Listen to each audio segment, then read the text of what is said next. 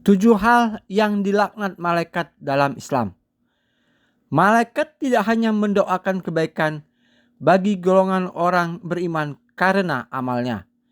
Di sisi lain, para malaikat dengan keimanan dan ketaatan kepada Allah Subhanahu wa taala yang konsisten ini pun melaknat orang-orang yang tidak diperkenankannya.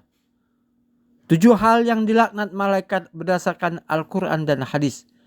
1. Menghalangi pelaksanaan syariat.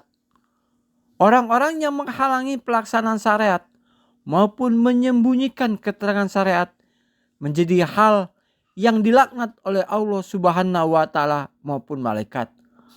Allah berfirman, "Sungguh, orang-orang yang menyembunyikan apa yang telah kami turunkan berupa keterangan-keterangan dan petunjuk setelah kami jelaskan kepada manusia dalam kitab Al-Quran, mereka itulah yang dilaknat Allah dan dilaknat pula oleh mereka yang melaknat."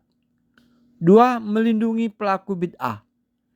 Mereka yang melindungi dan mendukung perilaku bid'ah adalah mereka yang menentang hukum Allah serta memusuhi syariatnya.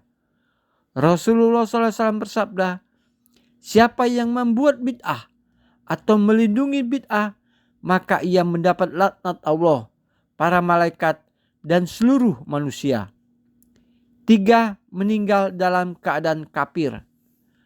Para malaikat itu pun tidak menyukai orang kafir yang zalim dan pendosa, bahkan memusuhi dan memerangi mereka.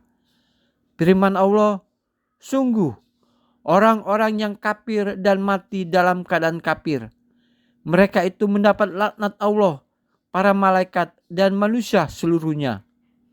4. Menghina dan mencela sahabat Nabi. Orang-orang yang semasa hidupnya menghina dan mencela sahabat Nabi Muhammad SAW akan diganjarkan laknat dari para malaikat. Sebab para sahabat Nabi adalah umat terbaik dalam sejarah Islam dan senantiasa ikut dalam perjuangan Rasul dalam menyebarkan Islam. Rasulullah SAW bersabda, "Siapa yang mencela sahabatku, maka ia akan mendapat laknat Allah, para malaikat, dan semua manusia." 5. Mengacungkan senjata pada saudara muslim.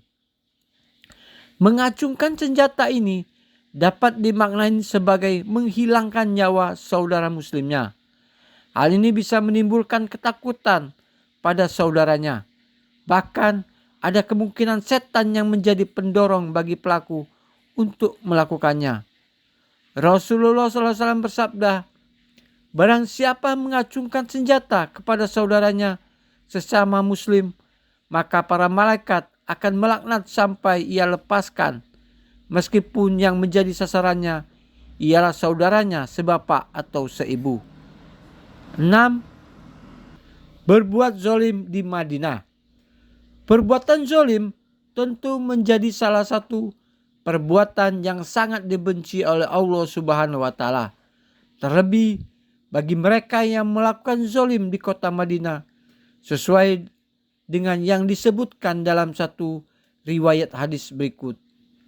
Rasulullah SAW pernah berdoa, "Ya Allah, siapapun yang menzalimi penduduk Madinah atau menakuti mereka, maka jadikanlah ia takut untuknya laknat Allah, para malaikat, dan seluruh manusia." 7. Memanggil orang lain dengan panggilan yang dibencinya. Orang yang memanggil saudara muslim lain dengan panggilan yang tidak diperkenankan oleh orang yang dipanggil termasuk dalam hal yang dilaknat malaikat.